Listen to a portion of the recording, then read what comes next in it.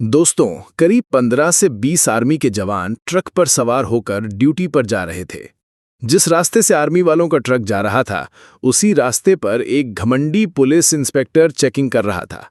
Inspector ने army के truck को रोका और गुर्राया, साथ ही बेइज्जती भी की। उसके बाद आर्मी के सभी जवान ट्रक से उतर गए और इंस्पेक्टर की तरफ बढ़े। उसके बाद आर्मी वालों ने जो किया, जानकर आपके होश उड़ जाएंगे। दोस्तों, उससे पहले आपसे एक ही रिक्वेस्ट है कि अगर आप भी आर्मी को दिल से लाइक करते हैं तो वीडियो को एक लाइक और चैनल को सब्सक्राइब भी कर दीजिए। दोस्तों, एक घटना है राजस्थान की, जहां की धरती पर मई का महीना किसी अग्नि परीक्षा से कम नहीं होता। सुबह सुबह हल्की ठंडी हवाओं के साथ सूरज उगता है, लेकिन जैसे जैसे दिन चढ़ता है धरती अंगारों की तरह तपने लगती है। हवा का हर झोंका मानो आग का फुवारा हो। सड़क का डामर पिघलकर बुलबुले छोड़ता है और पेड़ों की छांव भी किसी जलते तवे जैसी लगती है। उस दिन भी ऐसा ही मंजर था। हाईवे नंबर 62 पर धूप का राज था। आसमान नीला नहीं बल्कि सफेद चमक से भरा हुआ था। लोग अपने अपने काम से निकल रहे थे, पर हर किसी के चेहरे पर गर्मी की मार साफ झलक रही थी। इसी सड़क के किनारे एक चौकी थी। वहां तैनात थे सब इंस्पेक्टर बलवंत सिंह। लंबा चौड़ा शरीर, चौड़े कंधे, घनी मूछें और आंखों में अकड़। बलवंत सिंह को थाने में सब सरदार कहकर बुलाते थे। वो अपनी ड्यूटी को लेकर सख्त तो थे, लेकिन उनका अंदाज कभी कभी अहंकार में बदल जाता था। उस दिन उन्होंने नाकाबंदी लगवाई थी। कारण था, कुछ दिनों पहले इसी रूट से शराब की बड़ी खेप पकड़ी गई थी और खबर आई थी कि आज फिर से अवैध माल इसी रास्ते से जाने वाला है।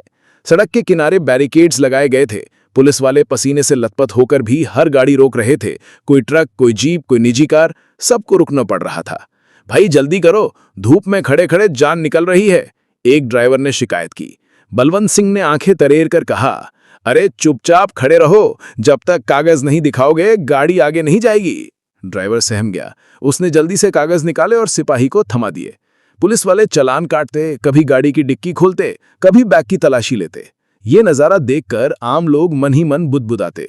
भाई पुलिस वालों का भी क्या हाल है, धूप में खड़े हैं और ऊपर से इतनी सख्ती। लेकिन कुछ लोग कहते, नहीं नहीं, ये सब दिखावा है, असली मकसद पैसे कमाना होता है। बलवंत सिंह सब सुनते थे, लेकिन उनकी परवाह नहीं करते थे। उनकी सोच साफ थी, कानून का राज मैं ही हूं। इसी बीच दोपहर के करीब 12:30 बजे दूर से धूल का गुबार उठा। पहले लगा कोई और ट्रक आ रहा है, लेकिन जब गाड़ी पास आई तो सबकी नजरें ठहर गईं। वो था एक बड़ा हरे रंग का आर्मी ट्रक। उस पर कैमोफ्लाज रंग की छाप थी। गाड़ी की नंबर प्लेट पर साफ लिखा था, इंडियन आर्मी। ट्रक के अंदर करीब 15 से 20 जवान बैठे थे, सभी थके हारे, मगर चेहरे पर वही अनुशासन और सख्ती। ट्रक के ऊपर तिरपाल बंधा था, जिसमें सामान रखा था। ट्रक देखकर चौकी पर खड़े कई लोगों के चेहरे चमक उठे। एक बुजुर्ग किसान ने पास खड़े लड़के से कहा, बेटा देखो, ये वही लोग हैं जिनकी वजह से हम चैन की नींद सोते हैं, सरहद पर रहते हैं, तब जाकर गांव शहर सुरक्षित रहते हैं। लड़के ने मासूमियत से पूछा, दादा ये लोग कहाँ जा रहे होंगे? किसान ने गर्व से कहा, सीमा की ओर, जहां हर रोज मौत से खेलते हैं। भीड़ में ये गर्व तो था, लेकिन बलवंत सिंह की आंखों में कुछ और ही चमक थी। उन्होंने मूंछों पर हाथ फेरा और बुदबुदाए, आर्मी का ट्रक है, देखता हूं आज ये कितना बड़ा बड़ा होता है। पुलिस की ताकत का एहसास इन्हें भी होना चाहिए। इतना कहकर उन्होंने हाथ उठाया और ट्रक को रुकने का इशारा किया। ट्रक धीरे धीरे आकर बैरिकेड के सामने रुका।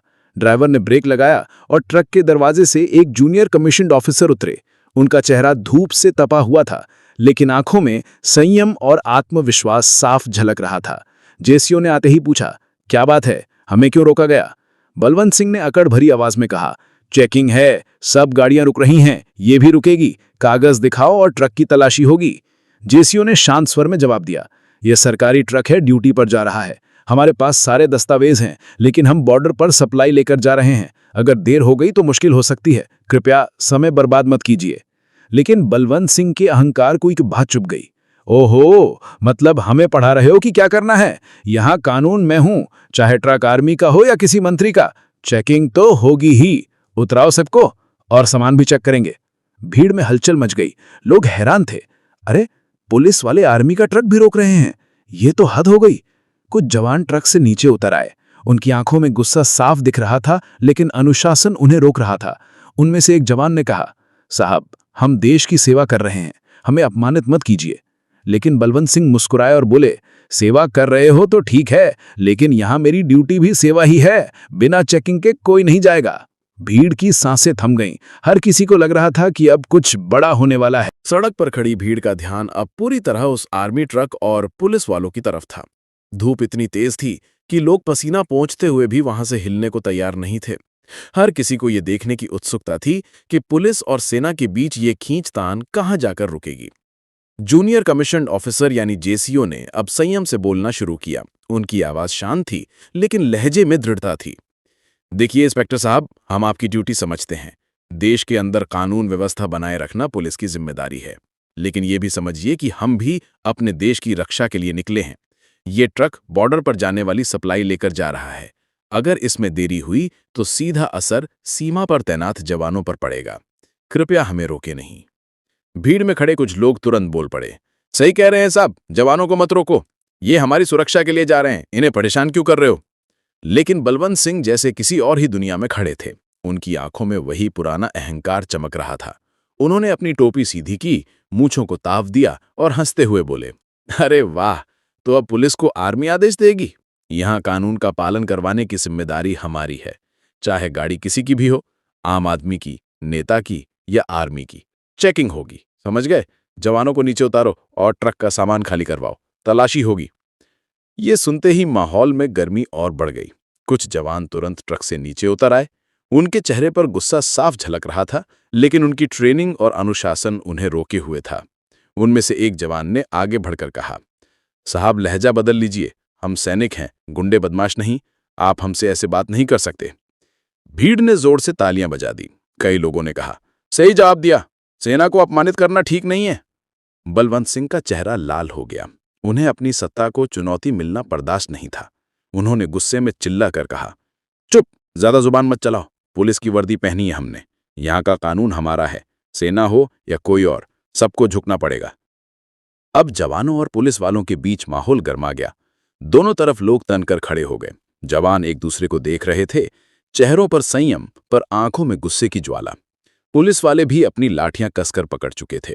ऐसा लग रहा था मानो कुछ ही पलों में भिड़ंत हो जाएगी।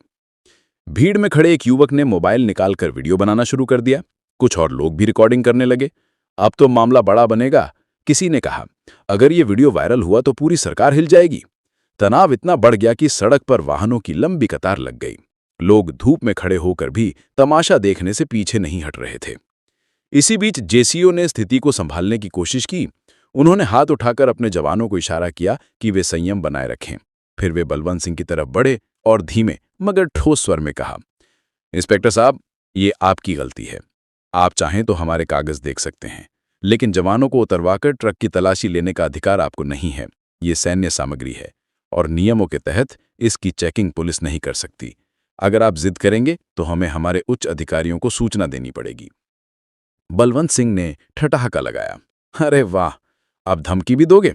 अच्छा, बुलाओ अपने अफसरों को, देखते हैं वो भी आकर पुलिस के आगे कैसे अकड़ दिखाते हैं। भीड़ में खुसुर-फुसुर होने लगी।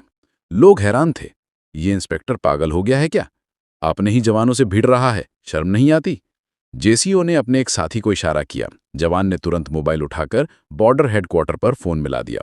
कुछ ही मिनटों में हालात बदलने वाले थे। करीब 20 मिनट बाद सड़क पर एक जीप तेजी से आती दिखाई दी। जीप पर भी आर्मी का झंडा लगा था।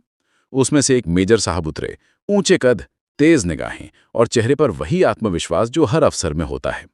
भीड़ में खुसुर-पुसुर गूंज उठी। लो जी, अब तो बड़ा अफसर आ गया, अब इंस्पेक्टर की खैर नहीं। मेजर ने आते ही स्थिति को देखा। जवान अनुशासन में खड़े थे, पुलिस वाले अकड़ में। भीड़ में लोग खड़े होकर तमाशा देख रहे थे। मेजर सीधे बलवंत सिंह के सामने जाकर खड़े हो गए।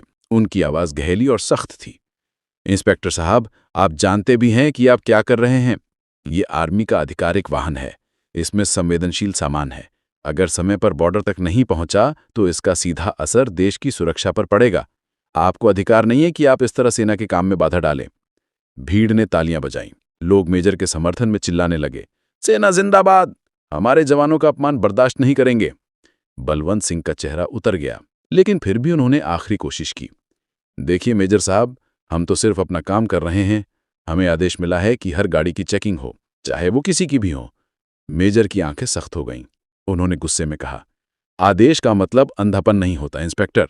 अगर कानून व्यवस्था बनाए रखना आपकी जिम्मेदारी है तो देश की सीमाओं की सुरक्षा हमारी जिम्मेदारी है। हमें रोककर आप देश के साथ खिलवाड़ कर रहे हैं। अगर आप तुरंत रास्ता नहीं खोलते तो मुझे मजबूरन कार्रवाई करनी पड़ेगी। भीड़ से आवाज आई, सही कहा, अब इंस्पेक्टर का घमंड टूटेगा। तनाव अपने चरम पर था। पुलिस और आर्मी आमने सामने खड़ी थी। लोग सांस रोक के देख रहे थे कि अब आगे क्या होगा। सड़क पर खड़ी भीड़ अब सांस रोककर देख रही थी। एक तरफ पुलिस का अहंकार, दूसरी तरफ सेना की अनुशासनबद्ध सख्ती। गर्मी इतनी थी कि पसीना लोगों की पीठ भिगो रहा था, मगर किसी की हिम्मत नहीं हो रही थी कि वहां से हिल जाए। हर किसी को लग रहा था कि इतिहास का कोई पल उनकी आंखों के सामने घट रहा है। सब इंस्पेक्टर बलवंत सिंह अब तक अकड़ में थे, लेकिन मेजर की सख्त आवाज ने उनके आत्मविश्वास की नींव हिला दी थी। उनकी मूछें भले ही तनी हुई थीं, मगर माथे पर पसीना और आंखों में झिझक साफ दिखाई देने लगी थी।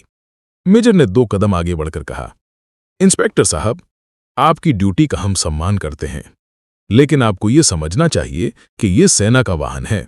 इसके अंदर गोपनीय और संवेदनशील सामग्री है, जिसकी जांच का अधिकार सिर्फ सेना को है। आप पुलिस के नाम पर अपनी ताकत का दुरुपयोग कर रहे हैं। ये केवल गैर कानूनी ही नहीं, बल्कि देशद्रोह के समान है। अगर हमारे सामान में देर हुई तो इसका खामियाजा पूरी चौकी को भुगतना पड़ेगा। भीड़ में शोर उठ गया, सेना सही कह रही है। पुलिस वाले हद से बढ़ गए हैं। देश के रखवालों को रोकना शर्म की बात है। बलवंत सिंह ने भीड़ की तरफ देखा। हर नजर अब उनके खिलाफ थी। कुछ लोग मोबाइल से वीडियो बना रहे थे। उन्हें एहसास हुआ कि यह मामला अगर ऊपर तक गया तो ना सिर्फ नौकरी बल्कि इज्जत भी चली जाएगी। उन्होंने धीरे से कहा, देखिए मेजर साहब, मेरा इरादा गलत नहीं था, मैं तो बस आदेश का पालन कर रहा था। मेजर की आवाज और कठोर हो गई। आदेश का पालन अंधी अकड़ में नहीं होता इंस्पेक्टर।